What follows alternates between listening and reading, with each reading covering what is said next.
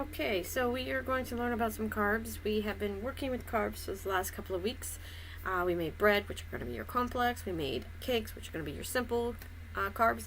So we're going to kind of look at what carbohydrates is in the whole nutrient scheme of things.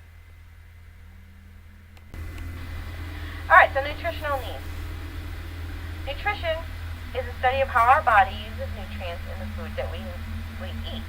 Nutrients are those chemical substances found in foods that help nourish the body by promoting growth, maintenance, and repair. Now, for the next couple of chapters, we're going to be looking at different types of nutrients. Now, there is a term called malnutrition, and this is the lack of the right proportions of nutrients over an extended period of time. Alright, so we're looking at the 6 essential nutrients needed by the body. Protein, carbohydrates, and fats are the first 3, and these are called macronutrients, which means they are needed in larger quantities. 4 and 5 is vitamins and minerals, and they're micronutrients, meaning we only need those in smaller quantities. And last, which really isn't a nutrient, but it is treated as such in this case, is water.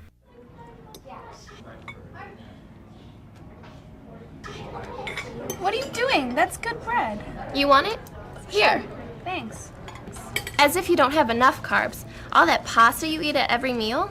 I'm going to always have lots of energy. Don't you eat anything but protein? That's so bad for your body. I eat lettuce sometimes, and vegetables, but not the fatty ones like French fries. Besides, protein is good for you. I agree, protein is just fine, but not when it's the only thing you eat. Besides, you got the whole carb thing wrong. Carbs are good for us. When you cut them out, it's just like draining your gas tank. That's just some lame thing people say. I get energy from protein. What are you guys arguing about? Carbohydrates. So what's new? Everybody has an opinion about carbs. Yeah, I mean, one day they're good and one day they're bad. I'd rather eat food than argue about it. I tried going without carbs for about 10 days, and at first I had a lot of energy, and then I got tired. The same thing happens if you eat candy and cookies. I don't know what's going on. Why don't we take this argument and turn it into a reality TV show and use it as our class project? Huh? You've been watching too much TV. I don't know. It sounds kind of cool. What are you thinking? We can have 2 teams. One that backs up Ollie's argument that carbohydrates are unhealthy and fattening, and the other team will back up Claire's claim saying that they're healthy and they give you energy. And Allie and Claire will be team leaders? That makes sense. Thanks for running my life. No, really, though. It'll be interesting. To make it even more interesting, let's find out the truth. We're up to that challenge. And if we find information that doesn't back our side, we have to be fair and include it. That'll be harder, but a rule's a rule. So what are we going to call this reality show that nobody's going to see? Who says no one will see it? Let's take cameras. The carb cam. I like it. Names. Carbs, load or lose. Friend or foe? Carb factor. Yeah, that's it. Carb factor. I like that one.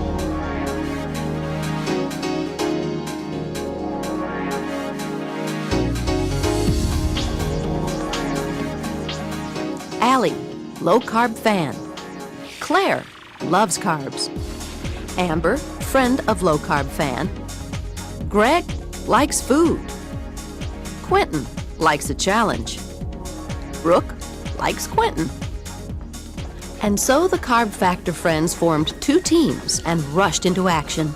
They decided it didn't matter what side you took on carbohydrates. It was finding the truth that would be the goal and the challenge.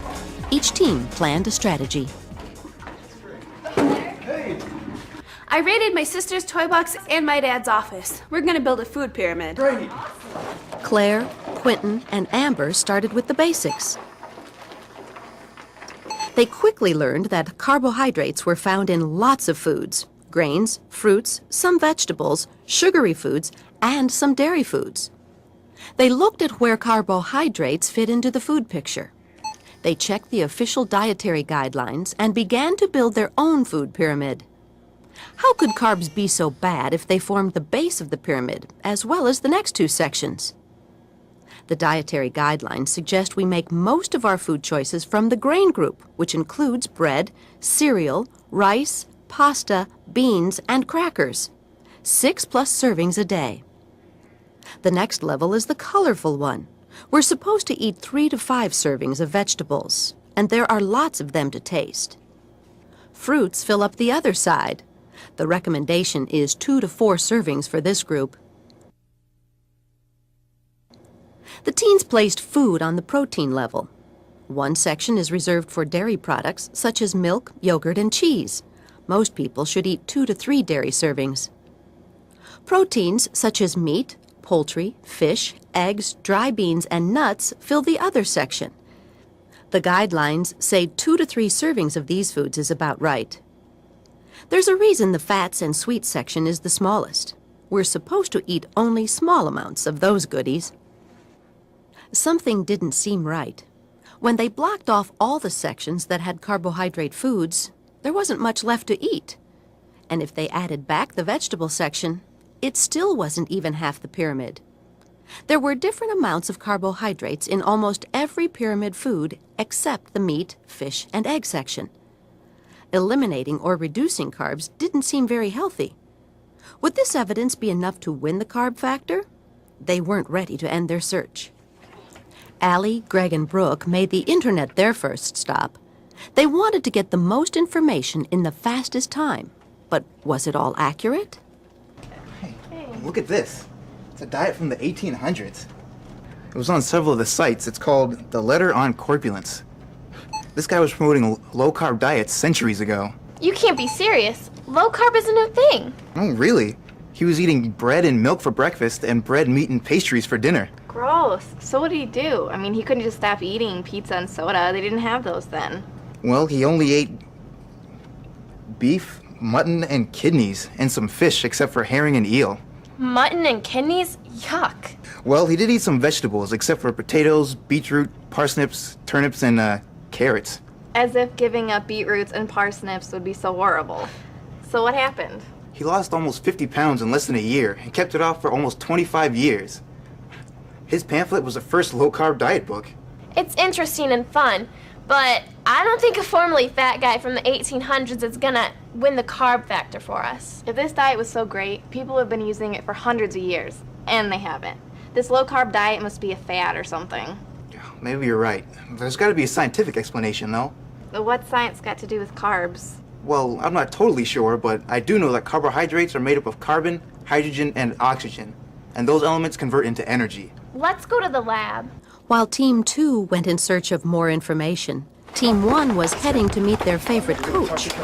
Allie claimed she got enough energy from protein, but most of the food pyramid was made up of carbohydrates. Coach Beck would know how athletes eat to get their best performance. Coach Beck, what can you tell us about carbohydrates and protein and energy? Well, proteins are things that you need to build muscle and to keep your body in shape.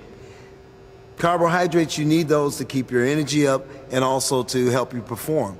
Athletic performance depends on carbohydrates. A high protein diet could be really hard on your kidneys. It's really not the best thing to do. So many people are on low-carb diets to lose weight. Let's just say normally you take in 2,000 calories. If you go up to 3,000, you'll gain weight. If you go down to 1,200 or so, you'll lose weight. Really cutting the calories back is not something I recommend. I would prefer you increase your exercise. Generally, our athletes eat a well-balanced diet. We try to keep the junk food out. Thanks for the info, Coach. No problem. Good luck on that. Yeah, thank you. Carbohydrates. Let's just break this down. The main source of energy that our body uses. It helps our body use the protein and fat more efficiently. If we eat too little, the body is starting to burn fat and protein for energy, and then your body is deprived of that protein for nutrients for growth, maintenance, and repair. So it kind of puts everything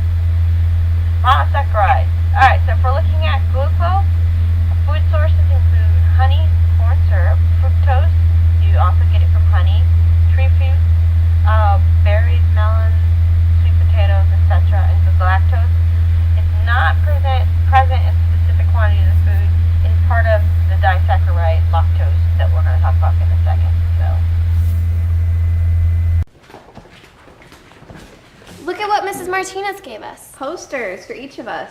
We have to take them back. But for now, we can see how food is digested. That may give us more facts for the carb factor. They saw that digesting food was a complicated process. The sugar molecules in carbohydrates turn into glucose when they're digested. The glucose is converted into energy. That energy powers the cells in the body and brain. They learned that different carbohydrates provide different energy. Simple carbohydrates like fruits, vegetables, milk, candy, soda, and bakery products are made up of single or double sugars. They digest into energy very quickly. However, that energy doesn't last, and a person's energy level can dip quickly. Complex carbohydrates, such as bread, rice, pasta, beans, and starchy vegetables, consist of 3, 4, or more sugars. They take longer to digest and turn into energy, but that energy lasts much longer. So, there was a scientific explanation. This was the first time they realized there was a difference between simple and complex carbs.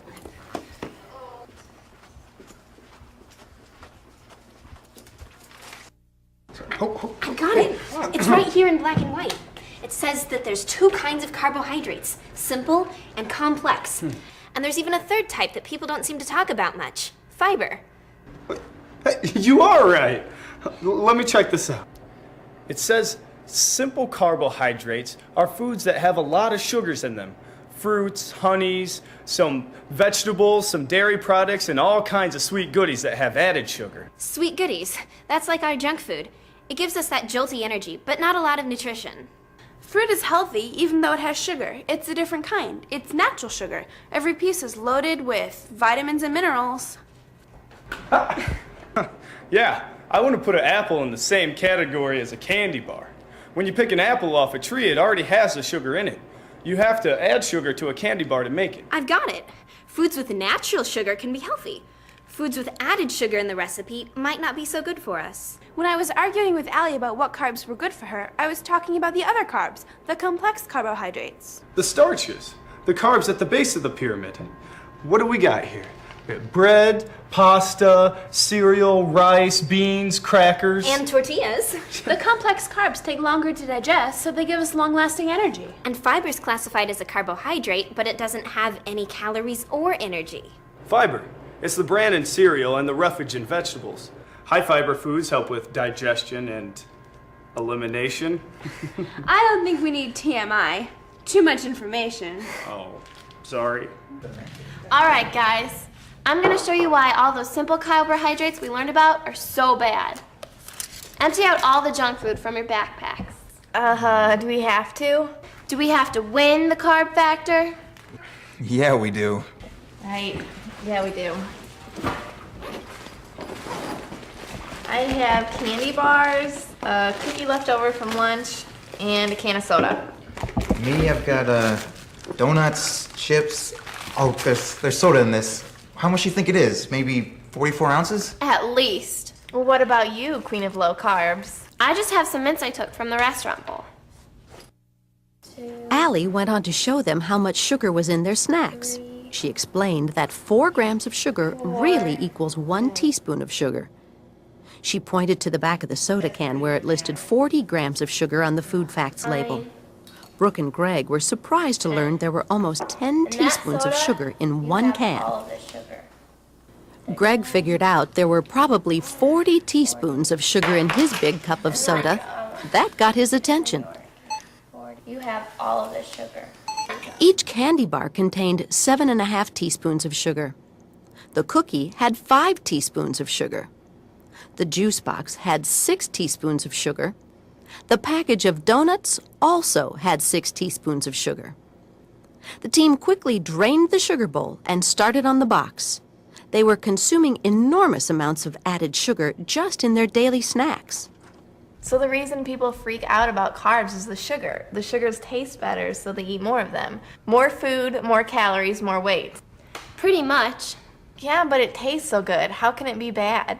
It's all about the energy. Too much added or refined sugar drains energy. Like, take my CD player. I put in new batteries and it sounds great. But eventually the batteries wear down and the sound runs out until I'm out of music. until I replace the batteries. When you eat a lot of sugar, you get a jolt of energy. But eventually the energy wears out, and you have to eat more sugar to get another jolt of energy. All this jolting can't be good for you. Greg said if he plugged the CD player into an electrical outlet instead of using batteries, he'd get a constant, steady energy supply. No spurts. It was the same with carbohydrates. If they eat healthier complex carbs instead of simple carbs, they will have steadier energy levels. I get it, and there's another point too. If you fill up on all these sugary carb foods, you don't have room for the healthy foods. That's what they mean by the empty calories.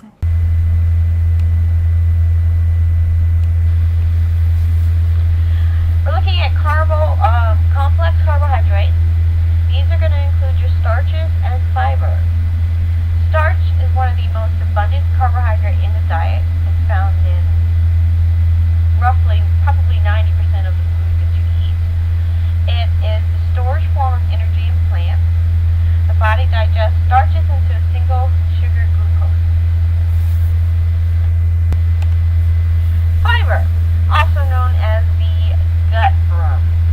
Fiber is not digested by humans, but when it does, it sort of, as you eat the fiber, it goes through your intestines and sort of sweeps out any nasty bits that are left behind. It keeps the digestive tract running smoothly. Dietary fiber generally comes from seeds and cell walls of fruit, vegetables, and certain grains. And it's linked to prevention of heart disease and other cancers.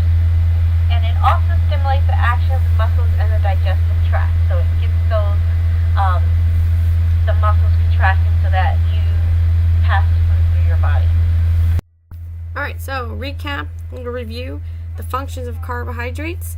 It furnishes the body with energy, it helps digest fats, and it allows the body to use proteins for growth and maintenance instead of energy. Review, some sources of carbohydrates include sugars, which comes from syrups, soft drinks, jellies, jams, and candies. Starches, these will be your breads, cereals, pasta, rice, corn, potatoes, etc. And fiber, these are whole grain cereal products, some fresh fruits, most likely the skins of fresh fruits, and vegetables. We found all kinds of information about carbohydrates, but we haven't talked to a nutritionist yet. Maybe we're missing the winning clue. Team 2 made an appointment to meet with the head of the school lunch program. Hello? At about the same time, Team 1 realized they should get input from another expert, a dietitian. They scheduled an appointment. Hey, where are you guys going? To learn about nutrition. So are we. There must be some kind of mix-up. The carb teams realized they hadn't been clear when they made the appointment, so Mrs. Henderson thought they were the same students. Well, they were all going to get important carb facts from an expert, so they decided to be good sports about it. Mrs. Henderson was the best sport of all. Team leaders Allie and Claire explained that they were trying to get to the bottom of the carb controversy. Were carbohydrates good or bad, and was low carb the best way to go? Well, there aren't any long-term study results yet, so it's too soon to say whether the low-carb way of eating is safe. Most nutritionists and doctors don't encourage cutting entire food groups out of daily food intakes, and certainly not without a doctor's examination and advice.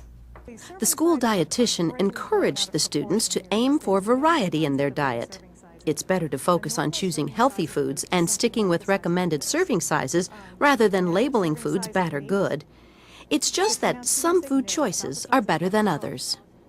She went on to say that they've probably already found out that complex carbs such as breads and pastas made from whole grains are better choices than breads and pastas made from white flour. For example, eating a whole grain bagel is a better choice than a white flour bagel. Whole grain cereal such as Raisin Bran is a healthier choice than a brand filled with added sugar. Also, include some protein when you eat carbs. For example, add some peanut butter to your bagel, or eat some nuts when you drink soda. You'll add some balance and you'll be less likely to overdo the amount of carbohydrate foods you eat. Reading food labels is another way to keep within dietary guidelines and keep carbs under control. Look for the sugar grams in a food serving. Now keep in mind that 4 grams of sugar is 1 teaspoon of sugar. So you can ask yourself, is this food really worth eating 1, 2, 3, or even 4 teaspoons of sugar? Sometimes it is, and sometimes it isn't. The point is you can be aware of your choices. The food facts labels generally don't distinguish between natural sugars like those in orange juice and added sugars found in cookies, candies, and soda. So it's just a guessing game. Well, if you look at the ingredients closely, there is a way to tell if there's a lot of added sugar in a product. If any of the first 3 ingredients end in OSE, there's probably a high sugar content in the food. Look for fructose, dextrose, maltose, glucose, lactose, and sucrose. And of course, honey, brown sugar, and corn syrup also tell you the food has a high sugar content. Wow, I never knew any of this. There is another great option, exercise. Eat well, move around. After all, it's your body for a lifetime. The Carb friends couldn't believe how much good advice she gave them.